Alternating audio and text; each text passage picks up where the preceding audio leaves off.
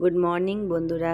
প্রত্যেক দিনের মতো আজকে আমি সকালবেলায় তোমাদের কাছে চলে এসেছি, কারণ আমার প্রত্যেক দিন এই একই রুটিন।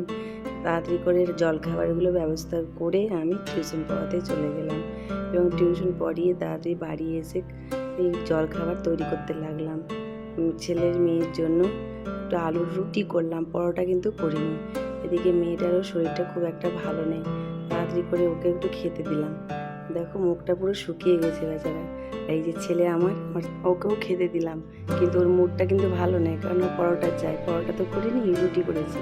তারপর রান্নার ব্যবস্থা করতে লাগলাম তাড়াতাড়ি করে, কারণ খুব বেলা হয়ে যায় আমার। তারপর রান্নাটা আমার হয়ে গেছে, আমার বরকে খেতে দিয়ে দিলাম এদিকে। তারপর আমি আর আমার মেয়ে খেতে বসলাম। আজকে মেনুতে করেছিলাম হাঁসের আর মুরগির ডিম, মানে পোলট্রির ডিম মিলিয়ে করলা ভাজা, চাটনি। আমার কিন্তু ডিম খেতে খুব ভালো লাগে। খাওয়া দাওয়া সেরে নিলাম, খাওয়া দাওয়া সেরে একটু রোদ্রে বসলাম, খুব ঠান্ডা লাগছিল। তারপরে সন্ধ্যের সময় একটু চা করলাম, চা আর মুড়ি দুজনে মিলে খেলাম।